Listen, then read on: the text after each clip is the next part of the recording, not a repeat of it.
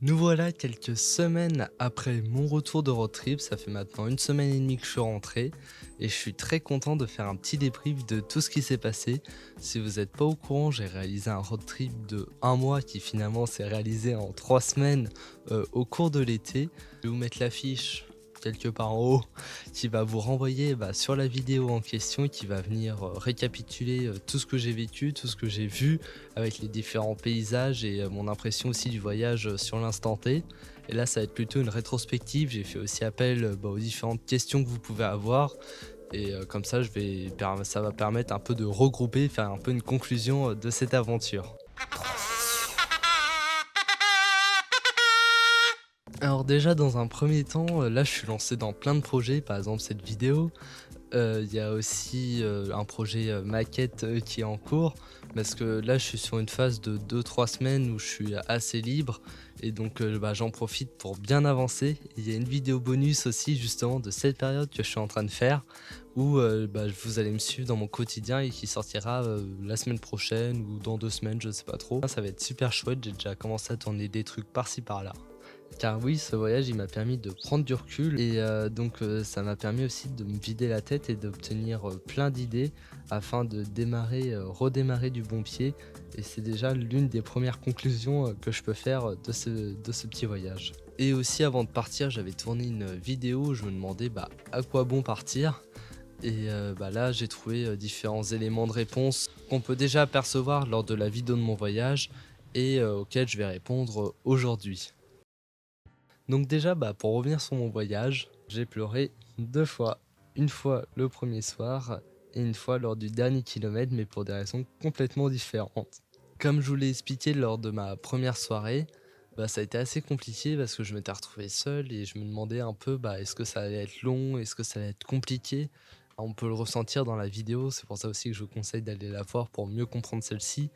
On ressent vraiment que je remets en question, ce voyage, mais en même temps, je me suis dit: autant laisser une nuit, continuer et voir ce que ça donne, je vais pas m'arrêter à la première embûche» et j'ai bien fait parce que, le lendemain, je suis reparti, tout allait bien et ça a été la seule fois où vraiment j'ai été, triste et où j'ai ressenti, de la solitude.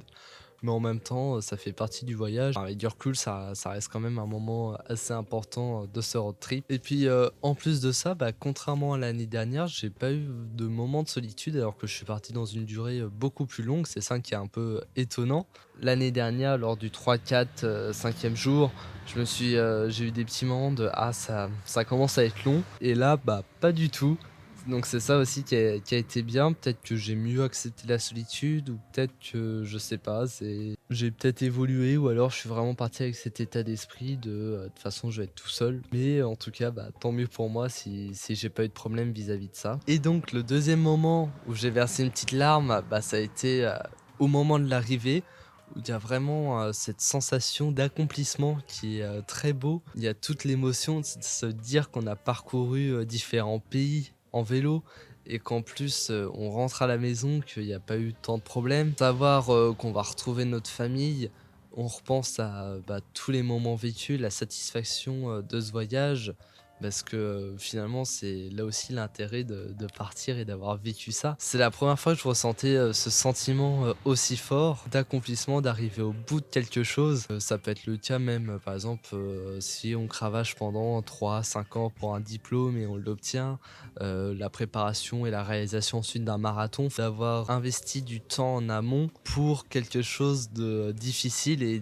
quelque part un peu récolter les fruits. Au moins j'avais accompli quelque chose et en même temps j'espère avoir réussi à vous le transmettre déjà de par ma vidéo et même tout au long de mes différentes stories que j'ai pu faire sur Instagram avec Etienne Explorer. Mais parfois, lorsqu'on finit par réaliser un grand objectif sur quoi on était concentré durant plusieurs mois, parce que il y a eu bien sûr le voyage en lui-même, mais aussi le avant-voyage, on peut ensuite avoir une certaine perte de sens. Mais moi, ça n'a pas du tout été le cas. Je pense en partie parce que le fait de se retrouver seul durant une certaine période, ça offre à penser. Et j'avais plein d'idées de projets qui sont apparus, et ce qui fait que j'ai directement pu enchaîner avec d'autres objectifs. Donc en arrivant, je me suis reposé un petit peu quand même. J'ai passé 2 3 jours avec ma famille. mais je commençais déjà un peu, à travailler le montage aussi, de la vidéo, réfléchir à la réalisation de la maquette. Le fait de succéder les tâches, ça fait que j'ai pas eu trop de coups de mou, enfin même d'ailleurs pas du tout, j'étais juste content. Puis comme en plus j'ai terminé le voyage, sous une bonne impression en étant apaisé, satisfait de ce que j'avais fait, j'ai pas aussi, subi la fin comme je l'avais dit. Un autre truc où je suis, assez fier de moi, c'est que même dans les moments compliqués où il y avait des casses techniques, pas mal de pluie, j'ai toujours su, garder, mon sang-froid et mon calme en acceptant la chose, telle quelle avec, beaucoup de rédemption, je sais pas si c'est le bon terme, mais où je me disais: «Ça fait partie du voyage en lui-même, j'accepte et comment réagir au mieux, face, par exemple à une crevaison, quand mon câble s'est cassé». Et j'ai toujours, réussi à trouver, des solutions, en regonflant, tranquillement le pneu, chose que j'avais jamais faite avant de partir, avec, ce type de matériel que j'avais. C'était un peu la découverte, mais finalement ça s'est quand même plutôt bien passé et comme, j'ai une pompe à main qui est pas forcément, pratique, pour gonfler, le vélo, surtout qu'il faut bien le gonfler comme il est chargé. J'ai fait appel à différentes, personnes, que j'ai rencontrées. Par exemple, une personne qui vivait, près d'une écluse où on a discuté ou encore, aux Pays-Bas où j'ai rencontré, quelqu'un. D'ailleurs, une personne qui était, vraiment, investie pour réparer mon pneu et qui s'est, donné du mal parce qu'il était quand même pas tout à fait, lorsqu'il a regonflé, enfoncé dans le fond de jante, ce qui fait que ça continue un petit peu à sauter, mais très légèrement. Il a commencé à sortir d'autres matériels, à bien nettoyer le vélo pour bien que ça s'enfonce, à mettre une espèce de pâte pour essayer que ça rentre. Et il regardait précisément, il était vraiment investi. Je crois qu'il a même demandé à sa femme si, je pouvais passer, la nuit ici, mais je crois que finalement elle a dû refuser parce qu'il m'a dit que c'était pas possible. Mais j'étais déjà, très content qu'il m'ait aidé et que, mon vélo, puisse repartir, comme il fallait. Par exemple aussi quand le câble il a cassé, j'ai eu ce petit moment de stress de: «Comment je vais faire?» mais finalement ça m'empêchait pas de rouler, même si c'était sur la plus petite vitesse, ce qui fait que c'était compliqué à pédaler et j'ai eu énormément de chance de tomber sur un espèce de magasin, garage, vélo, voiture, moto, ça faisait tout, qui soit, réparé en plus de ça très rapidement et de manière efficace pour pas trop cher et là aussi j'ai eu, pas mal de chance où je me disais, «Je vais devoir aller, dans une grande chaîne de magasins de sport, ça se trouve ils vont pas avoir d'atelier, je vais devoir le monter moi-même mais je sais pas faire forcément les réglages de vitesse comme il faut» et là ils m'ont fait ça mais comme il fallait.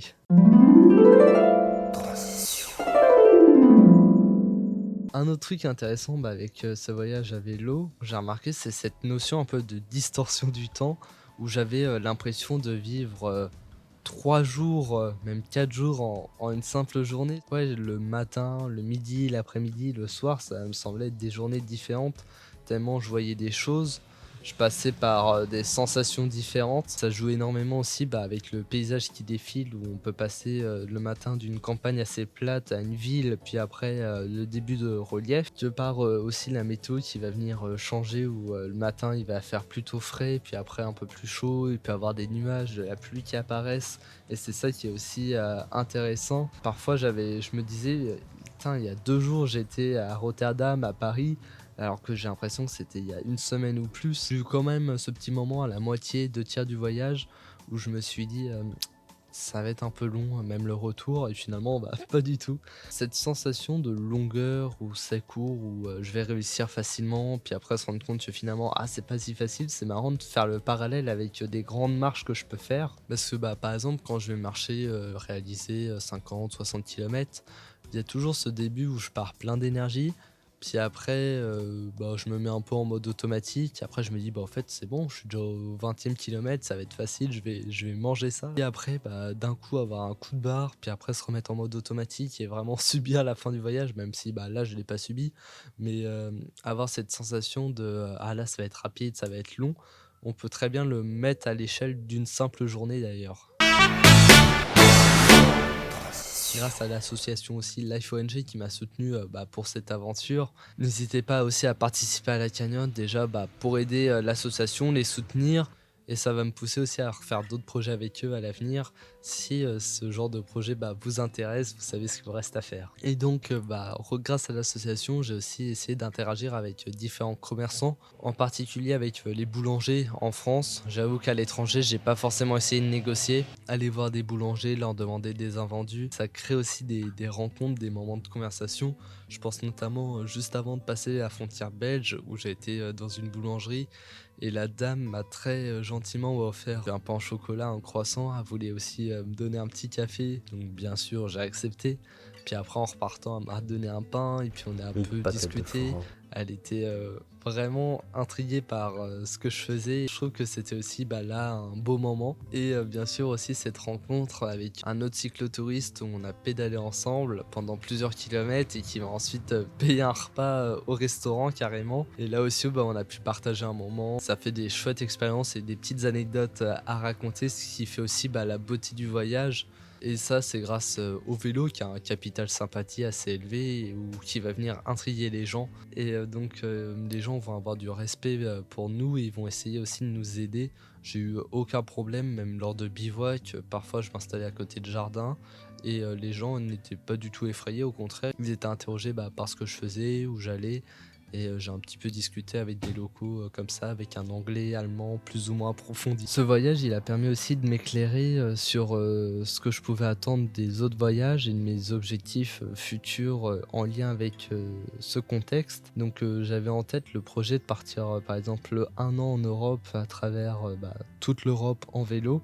Donc vraiment quelque chose d'assez grand, mais finalement je suis pas sûr que ça me corresponde. Parce que je trouve qu'une durée de 2, 3, 4 semaines, c'est très bien. Ça permet de découvrir, de s'imprégner vraiment de cette ambiance. Mais après, je pense que ça pourrait être très long, surtout tout seul, ou alors dans d'autres contextes, ça peut être intéressant. Donc je commence un peu à réfléchir à ça. J'ai d'autres projets aussi un peu différents. Pourquoi pas partir en voiture aménagée, ou alors même, c'est une idée comme ça sera peut-être jamais fait. Faut aussi que je me renseigne parce que je sais pas tout à fait. Par exemple, descendre la Loire en canoë, ça peut être un projet intéressant, mais là aussi, je promets rien pour l'instant, faut aussi que je me renseigne. Ma partie préférée du voyage, donc déjà, il y a eu ce passage de la frontière, juste avant la Belgique, où j'ai trouvé assez beau avec le passage de petits villages, où c'était quand même assez, naturel avec, une rivière, qui ruisselle, avec la Meuse, il me semble, qui va venir ruisseler entre différentes collines et un peu de campagne, de village, avec le passage de la frontière, ma première frontière passée en vélo, qui a dû aussi jouer sur le plaisir. Il y a aussi également la météo, qui je pense a vraiment un fort impact. C'est pour ça d'ailleurs que j'en parlais souvent lors de mes stories où le paysage, la perception d'un moment va être forcément énormément biaisé par la météo. Et c'est pour ça que je pense que même si je revenais à refaire la même route, le même tracé, je le vivrais de manière complètement différente parce que la météo sera pas la même. Et donc il y a peut-être des moments que j'ai appréciés parce qu'il faisait beau, que j'aurais détesté sous la pluie ou moins profité parce que j'ai pas non plus de moments détestés, quoique. Il y a des, des moments dans les zones un peu industrielles, surtout au niveau de la Belgique, où j'étais un peu sceptique, parce qu'en plus la route n'allait pas forcément bien, où j'étais c'est long. Et par exemple, si j'avais vécu ce même moment sous le soleil, peut-être que j'aurais mieux apprécié. Après, c'était pas forcément les paysages les plus beaux en tant que tels, donc je sais pas si ça aurait eu un impact tant que ça. Quoi qu'il en soit, entre la France et la Belgique, c'était très beau.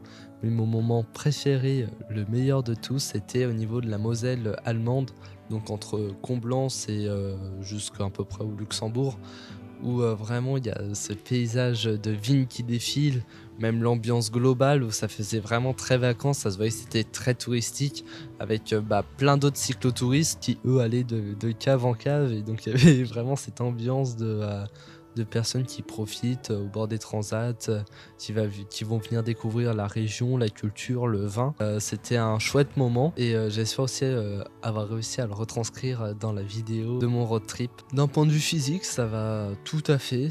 J'ai pas eu de problème majeur, mis à part une petite gêne au niveau du genou. C'était pas vraiment une douleur, mais plus une gêne qui a grandi, enfin qui grandissait un petit peu au début, et donc j'avais peur que ça gâche un peu le voyage, mais finalement qui a fini par disparaître. Donc ça va, j'ai eu de la chance. Donc en 3 semaines, j'ai aussi perdu 6 kilos. ce qui est pas mal, mais bon, je pense que je les ai repris plus ou moins. Ce qui est bien, c'est aussi voir son corps qui s'habitue ou le tumulte des premiers jours. Il y a une fatigue qui s'accumule, mais finalement, au bout de 1, 2 semaines, le corps s'habitue complètement. Après, j'étais quand même habitué à être assez actif, à bouger pas mal avant de partir. Donc forcément ça aide. Et lors de mon retour, ça a été aussi, j'ai senti mes jambes assez tendues, c'était pas vraiment des crampes, mais presque, enfin je sentais qu'il fallait pas trop forcer, que c'était assez rigide au niveau des mollets. Mais après, au bout d'une semaine, ça s'est estompé et puis c'est complètement disparu. L'une des grandes questions, c'est aussi bien sûr mon hygiène, comment je faisais pour me laver, comment je m'organisais pour ça.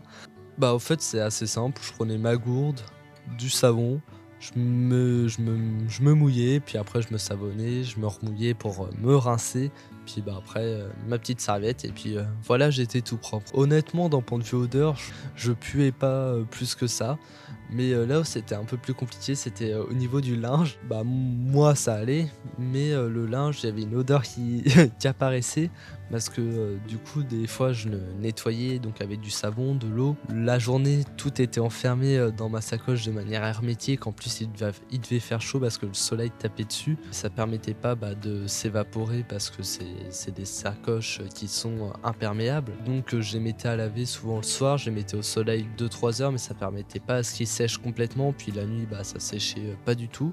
Ce qui fait qu'il y a une odeur qui s'accumulait de jour en jour. Après quand moi je les portais, ça aérait, donc ça disparaissait. Ça va falloir que je m'améliore un petit peu au niveau de la gestion de mon linge, savoir comment je pourrais m'organiser davantage. Tout à l'heure, je disais que j'avais l'impression de vivre parfois plusieurs journées en une seule, et c'était aussi dû, je pense à la manière de me nourrir. Le fait de souvent quand je faisais des pauses, c'était là où je mangeais, et c'est ce qui permettait un peu, de couper aussi, l'effort physique où, souvent, je me levais. Déjà, faut prendre 1 heure pour replier la tente, voire plus s'il y a des limaces, mais je reviendrai dessus, après. 1 heure passée à ranger, toutes les affaires avant de partir. Après, je pédalais, les matins. C'était mes moments, préférés de la journée. On est souvent, vraiment tout seul. On voit le soleil qui se lève, il fait frais, il y a parfois de la brume et on voit vraiment cette, nature se réveiller. C'est mes moments, favoris, de la journée. C'est là aussi où j'ai plein d'énergie, et donc je vais souvent pédaler, 2 heures. Après je vais prendre mon petit déjeuner qui était souvent constitué, de pain et de confiture, et ensuite, je recontinuais. Après vers, 10h30, 11 heures, souvent j'en avais marre de pédaler, mais bon, je continuais à peu près jusqu'à midi. Je me disais plus j'en fais le matin, moins j'en fais l'après-midi, et souvent l'après-midi c'est là où il fait le plus chaud, c'est le plus dur. Puis après le midi, je m'installais plus ou moins longtemps, souvent selon la météo, selon l'endroit où je suis. Par exemple, quand il faisait beau, là aussi je prenais le temps d'étendre mon linge, Appétissant. de dessiner, de faire un petit récap de ce que j'ai vécu, et aussi de faire un semblant de sieste, et juste contempler un peu le paysage. Je pouvais très bien manger en une demi-heure que 1 heure et demie, et je prenais le temps et je m'adaptais selon le lieu. Puis là après aussi je continue à pédaler. Toute la gestion de l'eau qui s'ajoute à ça, où faut essayer de réfléchir. Donc j'ai une application qui me permet de trouver les différentes fontaines qui s'appelle O-Water. Il y a aussi la technique d'aller chercher de l'eau dans les cimetières. Et bien sûr la gestion aussi de la nourriture, où faut prendre pour une journée, 2 maximum, mais en même temps pas trop non plus parce que ça fait vite lourd. Et donc essayer de trouver des petits centres commerciaux, pas non plus trop grands pour pas laisser mon vélo trop loin. Et c'est marrant aussi de voir toute cette gestion de l'eau, de la nourriture, de l'effort physique. On peut le prendre un peu comme un jeu vidéo si on gamifie le voyage, où on a les ressources qui diminuent au fur et à mesure de la journée, et puis il faut les re-remplir. Je l'ai pas montré sur la vidéo précédente, mais en story Instagram, comme quoi ça se complète. C'est pour ça que c'est important de suivre les deux. Après, vous faites ce que vous voulez, hein. Il y a des matins où je me réveillais infesté de limaces parce que j'étais en milieu assez humide. La première fois, ça m'a un peu surpris, donc je me réveille, je vois plein de trucs sur ma tente. Je pensais que c'était des feuilles, finalement, c'était plein de limaces. Par la suite, quelques limaces par-ci par-là, plus ou moins. Il y a une nuit où je me suis réveillé avec une envie de faire pipi. Je regarde autour de moi, à l'extérieur de la tente. Elles sont jamais rentrées à l'intérieur. Heureusement que c'est fermé de manière hermétique. Donc je regarde tout autour, je vois qu'il y a plein de limaces. j'hésite. Je me dis bon, est-ce que je fais pipi ou ça attend. Finalement j'ai réussi à en enlever quelques-unes, j'essaye de m'escarper de ma tente, je fais mon petit pipi. Mais le lendemain matin, bah forcément, faut toutes les enlever, ça prend un temps fou. Mais le plus pénible, c'est pas tant les limaces en tant que telles, les prendre, les jeter, et voilà. Le plus pénible, c'est la bave qui va avec, qui va venir salir toute la tente.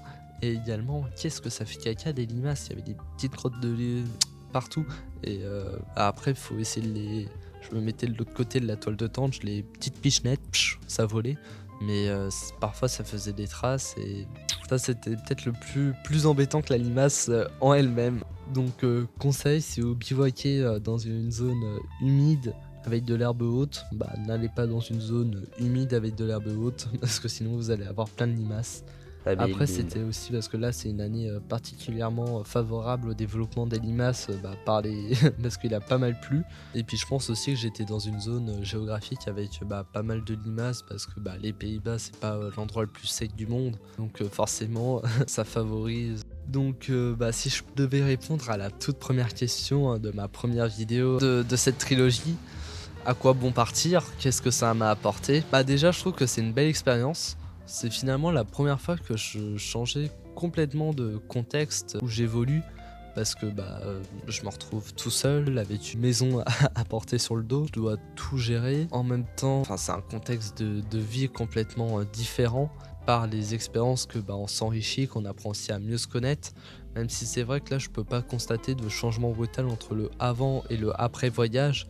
Je trouve que c'est assez difficile à dire. Je suis pas revenu transformé, mais c'était une chouette expérience et c'est pour ça aussi que j'aimerais le refaire. Ça m'a aiguillé sur mes envies futures, avec pourquoi pas refaire d'autres voyages, d'autres projets comme ça. Mais comme j'ai dit tout à l'heure, je me vois pas partir 1 an et ça m'a permis de déterminer ça. Par exemple, peut-être que je me vois pas partir 1 an, mais qu'une fois, si je le réalise finalement, sur le moment, j'aurai pas le choix et donc je vais pas avoir le choix d'apprécier ce moment. Donc finalement ça ouvre d'autres questions. Mais en tout cas, à l'heure d'aujourd'hui, je me vois pas faire ça. Peut-être dans le futur, mais déjà accumuler d'autres expériences. Donc le changement de contexte qui permet de mieux se connaître, de s'enrichir. Et surtout ça fait des expériences inoubliables. C'est vrai qu'en partant j'y avais pas forcément pensé, mais le fait de sortir un peu des sentiers battus, ça fait que les gens aussi te respectent. Et toi aussi, toi-même tu te respectes, t'es fier de ce que t'as accompli. C'est pour ça que je vous encourage à faire de même. Enfin, pas forcément le même projet, mais un projet qui vous tient à cœur et qui fait que... vous faites ce que vous voulez et donc ça va vous pousser à aller vers le haut et à tirer un maximum de bénéfices. Ça va vous enrichir, vous allez être tout simplement heureux de faire ça et c'est ça qui est génial. Et je continue encore aujourd'hui à le faire, mais ça vous le verrez dans les prochaines semaines avec d'autres vidéos qui vont un peu changer justement du thème du voyage et avoir un quotidien pas forcément plus banal parce que ça va résumer en gros la partie de mes vacances. Donc les vacances c'est rarement le quotidien, mais l'organisation d'une journée comme j'aimerais plus tard éventuellement, du moins avec mes envies actuelles, mais en remettant quand même en question ce quotidien d'apparence paradisiaque. Sur ce, j'espère que l'ensemble de ces vidéos vous ont plu, qu'elles vous ont intéressé, au-delà de mon partage d'expérience, elle vous a permis un peu de vous aussi le retranscrire dans votre vie, comme j'ai dit, pour viser plus haut, tirer le meilleur et oser faire les projets qui vous tiennent à cœur.